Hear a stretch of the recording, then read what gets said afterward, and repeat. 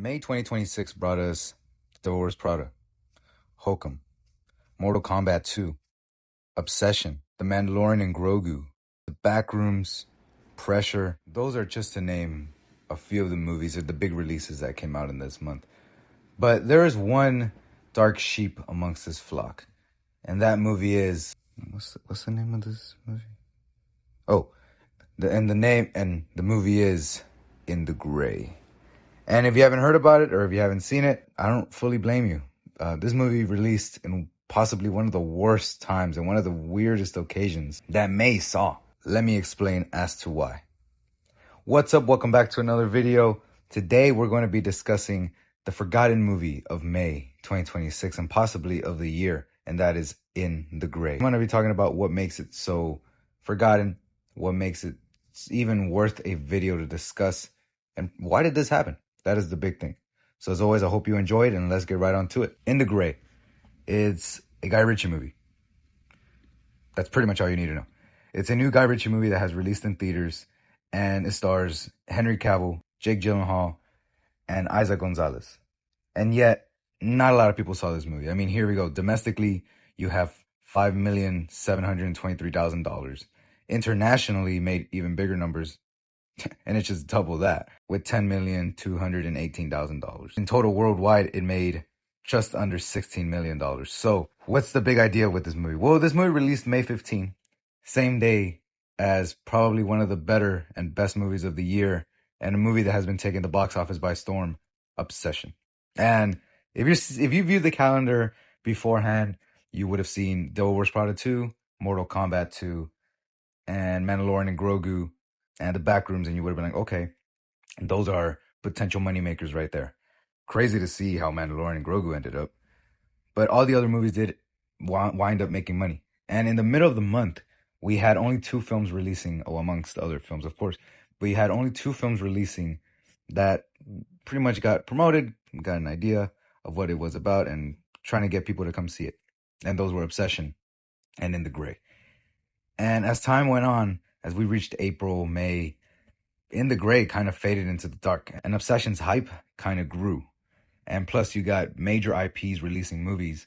And so, yeah, this movie was bound to be doomed from its beginning. And the craziest thing about this movie was it was intended to be released a couple years ago. It was held in post-production hell for a couple years, and editing and reshoots were canceled. So the movie had to be released in how it was. And you know what? Let's get on to that topic. How even was this movie? Well, let me begin with describing what the movie is about anyway.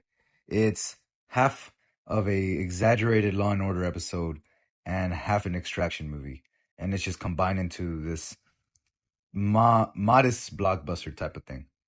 And if you want the official synopsis, here it is. A covert team of elite operatives are living in the shadows. When a ruthless despot steals $1 billion fortune, they're sent to take it back.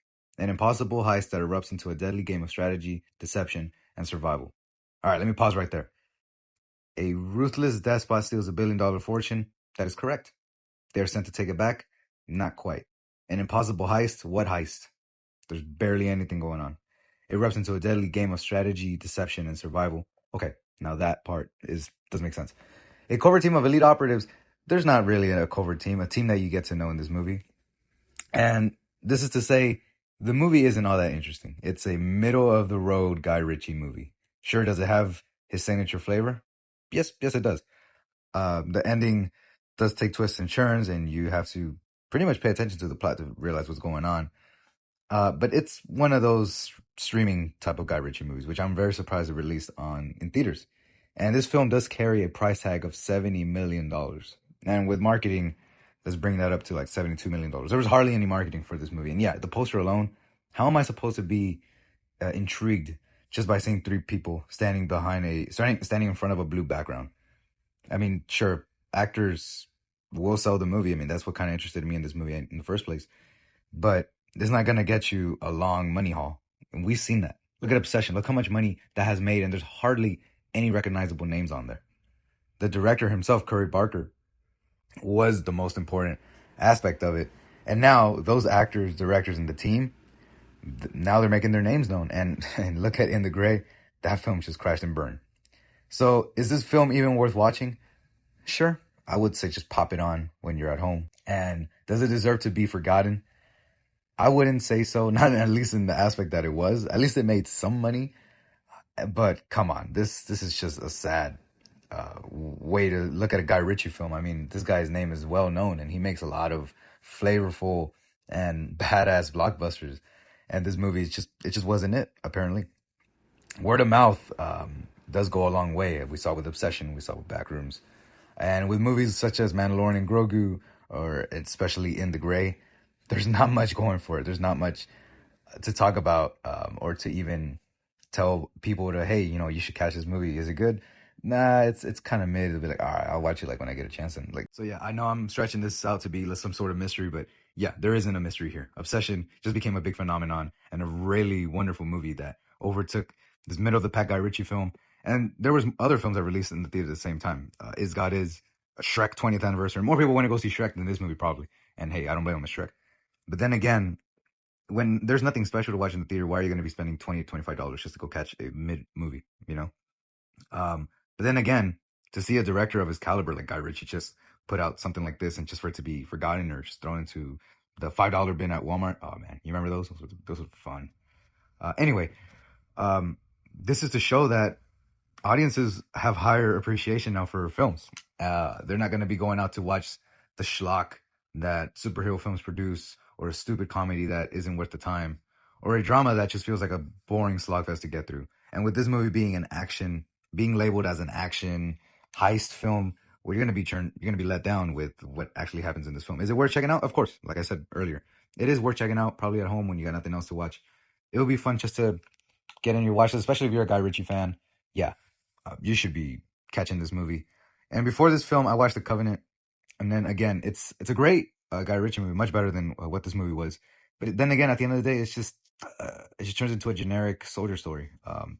That is a good film to watch, but it's just nothing memorable. And then again, this also happens with In the Gray and most of the other films. I mean, come on, look at something like The Gentleman. That is oozing with Guy Ritchie flavor, and that is one of his better films in a very long time. And it's so rewatchable too, and that's memorable. But something like this is not. And I hope the guy really does take a break because he's just pumping out all these projects like nothing. Right now, he has a new Jason Statham project coming out, which I'm actually kind of excited for because Wrath of Man is probably one of my favorite Jason Statham films, and that is with Guy Ritchie. So let's see what happens there. But with this crew right here, I don't know what happened.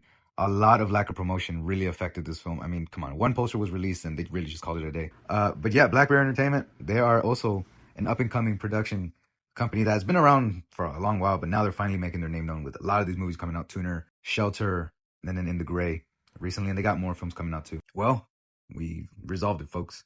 This movie is forgotten. Should it be forgotten? Not entirely. Is it worth checking out? Yeah.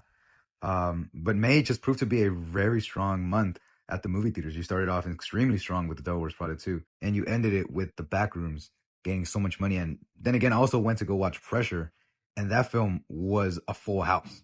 And I could not say the same thing for In the Gray on its opening weekend. There was hardly any seats there. So as always, I hope you enjoyed this video. Give In the Gray a look. Check it out. It's on digital now.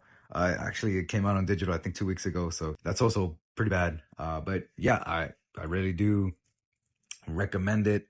It will be churning out. Maybe you'll like it. I think it's a pretty mid movie. It's just nothing too special, but I mean, it's just a fun movie just to throw on at the end of the day. So yeah, maybe rewatchable, cult classic potential. Nah, probably not, but rewatchable probably. So as always, I hope you enjoyed this video. I will catch you on the next one. Make sure to hit that like button and subscribe. And oh yeah, I guess I already said, but I'll catch you on the next one. Peace.